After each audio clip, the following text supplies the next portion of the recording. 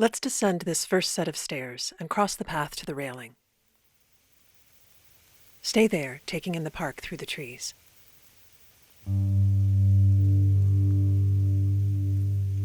In December 2016, a one-antlered deer appeared in Harlem.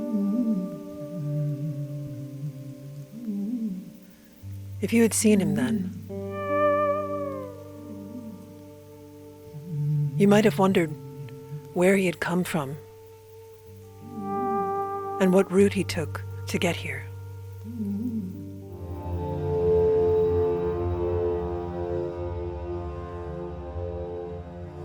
This past year, as the city dissolved into board and broken glass, vines overrunning hidden backyards left untended by absent occupants,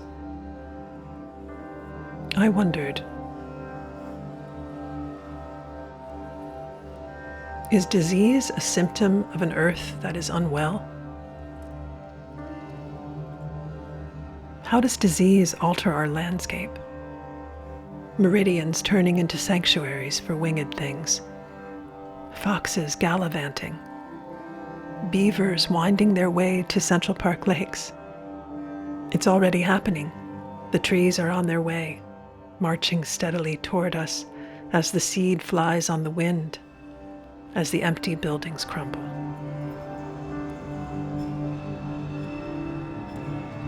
Is that what they were afraid would happen if they let the deer stay?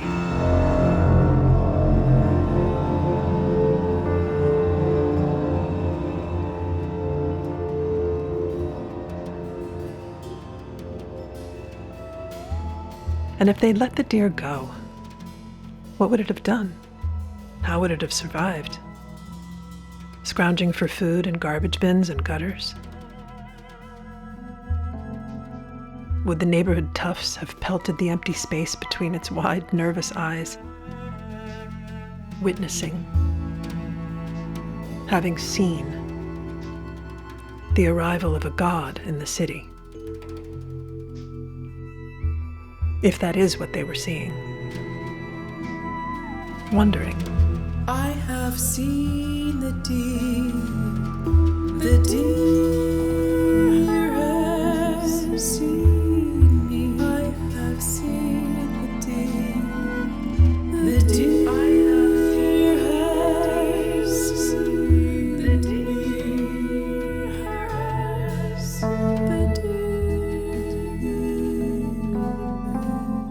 We didn't really anticipate like whether the song is like a thing that you experience walking or still, and how that feels, like the momentum of the music in space was a new thing, because when you're writing songs to be experienced in a theater, you're just sitting watching, and they have a different kind of like music has a kind of very physical impact on the body, and that's something that we've lost in this pandemic, is like being in the room with live music, obviously, but being in a place with music that's created for that place is a kind of bodily experience.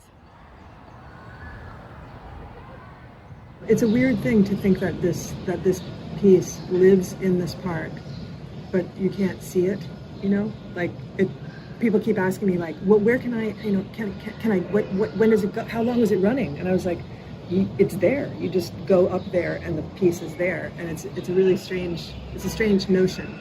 Everything is suspended, but I mean, there are these beautiful moments where, because the streets are empty or I'm out of the city in nature, like things are more kind of focused, and you see things like in the sound walk, like you see things more clearly, or you hear things more clearly. I'm most interested in finding a voice and creating vocabulary for this creature that is completely of its own, that is as untouched as possible by like human ideas. Like, I don't want to get into the psychology of the deer. I don't want to get into the feelings or emotions of the deer. I'm fascinated by this creature that is basically all about perception. Ultimately, I just felt like I'd been on a journey, and if our audience can feel like they've been taken on a journey through time and space and deeper into their city, then I feel like it will have done the work that it needs to do.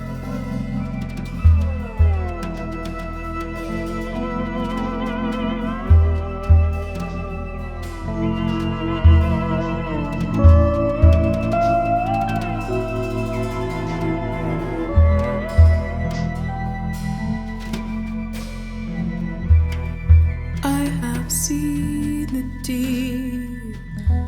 deep